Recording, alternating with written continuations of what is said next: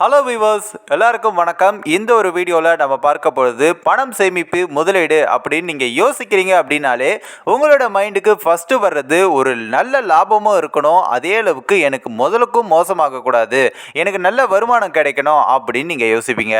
கண்டிப்பாக அப்படி ஒரு பாதுகாப்பான மற்றும் நல்ல லாபம் தரக்கூடிய ஒரு அட்டகாசமான அஞ்சலக சேமிப்பு திட்டம் பற்றி தான் நம்ம இந்த ஒரு வீடியோவில் டீட்டெயிலாக பார்க்க போகிறோம். இதை பார்த்தீங்கன்னா என்எஸ்சி அப்படின்னு ஷார்ட்டாக சொல்லுவாங்க, நேஷனல் சேவிங் சர்டிஃபிகேட் அப்படின்னு. அது மட்டும் இல்லாமல் இதை தமிழில் சொல்லணும்னா தேசிய சேமிப்பு பத்திரம் அப்படின்னும் இந்த ஒரு திட்டத்தை சொல்லுவாங்க. இதில் என்னென்ன சிறப்பம்சங்கள்லாம் இருக்கு அப்படின்றத நாம் இந்த ஒரு வீடியோவில் டீட்டெயிலாக பார்க்கலாம். ஃபர்ஸ்ட் ஆஃப் ஆல் பார்த்தீங்கன்னா இந்த ஒரு திட்டத்தின் மூலிமா உங்களுக்கு ரிஸ்க் ரொம்பவே குறைவு, ஆனால் சேமிப்பு ரொம்பவே அதிகம் அப்படின்னு தான் சொல்லணும். நம்மளுடைய அஞ்சல் அலுவலகங்களில் வழங்கக்கூடிய சேமிப்பு திட்டங்கள்லேயே மிகவும் பிரபலமான ஒரு திட்டம் தான் இது தேசிய சேமிப்பு பத்திரம். வரி சலுகையுடன் நல்ல ரிட்டர்னும் கிடைப்பதனால நம்பிக்கையோட இதில் நீங்கள் முதலீடும் செய்யலாம். அரசாங்கம் சைட்ல இருந்து பார்த்தீங்கன்னா அப்பப்போ இதனுடைய வட்டி விகிதத்தையும் மாற்றுவாங்க. அப்படி பார்க்கும்பொழுது தற்போதைய நிலவரப்படி தேசிய சேமிப்பு பத்திர முதலீடுகளுக்கு ஆண்டுக்கு 7.7% வரைக்கும் வட்டியும் கொடுக்குறாங்க.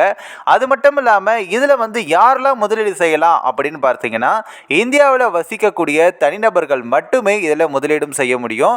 உங்கள் பெயரிலோ அல்லது மைனராக இருக்கக்கூடிய உங்களுடைய குழந்தைகள் பெயரிலோ நீங்கள் இதில் முதலீடு செய்யலாம். 2 பேர் இணைந்து ஒரு கூட்டு அக்கௌண்ட்டாகவும், அதாவது ஜாயிண்ட் அக்கௌண்ட் அப்படின்னு சொல்லுவாங்க தெரியுமா, அப்படியும் நீங்கள் முதலீடு செய்யலாம். இதில் என்னென்ன சிறப்புகள்லாம் இருக்குது அப்படின்றத பார்த்தீங்கன்னா ஃபஸ்ட்டு ஒரு நிலையான வருமானம் உங்களுக்கு கிடைக்கும். ஆண்டுக்கு 7.7% வட்டி அப்படின்ற பட்சத்தில் உங்களுக்கு ஒரு கூட்டு வட்டியாகவும் கணக்கிடப்படுது. பொதுவாகவே இது வங்கிகளுடைய நிலையான வைப்பு தொகையை விட அதிகம் அப்படின்னு சொல்லப்படுது.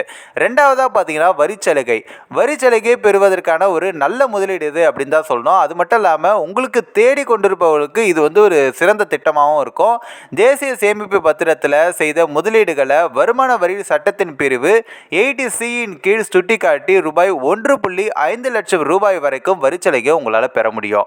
மூன்றாவதாக பார்த்தீங்கன்னா இதில் நீங்கள் எவ்வளவு முதலீடு செய்யலாம் அப்படின்னு ஒரு கன்ஃபியூஷன் இருந்துச்சுன்னா ரொம்ப ரொம்ப சிம்பிள். நீங்கள் வெறும் 1000 ரூபாயிலிருந்து நீங்கள் இதில் ஒரு முதலீடாகவும் செய்ய முடியும். ஸோ கண்டிப்பாக ஒரு சாமானிய மக்களும் எளிதாகவே இதில் முதலீடு செய்கிறதுக்கு நிறைய ஆப்பர்ச்சுனிட்டிஸ் இருக்குது. அது மட்டும் இல்லாமல் உங்களுக்கு நிறைய பலனும் கொடுக்கும் அப்படின்னு தான் சொல்லணும். அதுக்கு அடுத்ததாக பார்த்தீங்கன்னா தேசிய சேமிப்பு பத்திரத்தினுடைய முதிர்வு காலம் பார்த்தீங்கன்னா 5 ஆண்டுகள் சொல்லப்பட்டிருக்கு. அதாவது நீங்கள் முதலீடு செய்த தேதியிலிருந்து 5 ஆண்டுகள் முடிந்த பின்னரே உங்களால் இந்த பணத்தை எடுக்க முடியும். இது ஒரு மெயினான ஒரு கண்டிஷனும் கூட. அதுக்கு அடுத்ததாக பார்த்தீங்கன்னா கடன் பிணையாக காட்டலாம் அப்படின்னு சொல்லப்படுது. என்னன்னா வங்கிகளில் தேசிய சேமிப்பு பத்திரத்தை பாதுகாக்கப்பட்ட கடன்களுக்கான பிணையமாகவும் இருக்கின்றன அப்படின்னு சொல்லியிருக்காங்க.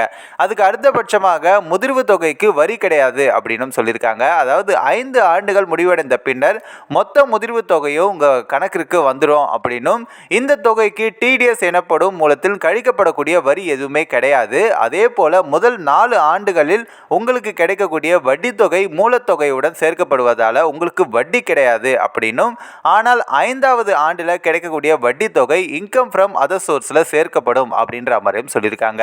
அதுக்கு அடுத்தபட்சமாக பார்த்தீங்கன்னா முதிர்வு காலத்திற்கு முன் திரும்ப பெற முடியுமா அப்படின்னு பலருக்கும் ஒரு கேள்வி இருக்கலாம். அதாவது நான் சொன்ன 5 வருஷத்துக்கு முன்னாடியே நான் திரும்ப அந்த காசை எடுக்க முடியுமா அப்படின்னு கேட்டிங்கன்னா வழக்கமாக 5 ஆண்டுகளில் லாக்இன் முடிவதற்குள்ள நீங்கள் முதலீடு செய்த திரும்ப பெற முடியாது அப்படின்னு சொல்லப்பட்டிருக்கு.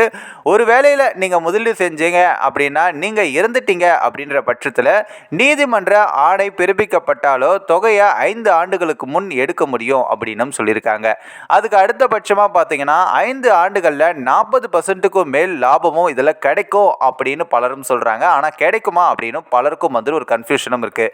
உதாரணத்துக்கு சொல்லணும்னா அருண்குமார் அப்படின்னு சொல்லக்கூடியவர் ஒரு தேசிய சேமிப்பு பத்திரத்தில் ரூபாய் 1 லட்சம் முதலீடு செய்கிறாரு அப்படின்னா இதில் பார்த்தீங்கன்னா முதிர்வு காலம் 5 ஆண்டுகள் வட்டியுடன் கூட்டி வட்டியாக சேர்க்கப்படும் பொழுது 5 ஆண்டுகள் கழித்து அவருக்கு கிடைக்கக்கூடிய அமௌண்ட் 7.7% வட்டி விகிதத்திலே வருஷத்துக்கு கணக்கு போட்டு பார்த்தா கிட்டத்தட்ட 1,44,903 ரூபாய் வரைக்கும் அவருக்கு கிடைக்கும். கிட்டத்தட்ட பார்க்கும்பொழுது 40,000க்கு மேலே, அதாவது 45,000 கிட்ட அவருக்கு லாபமும் கிடைக்கும்.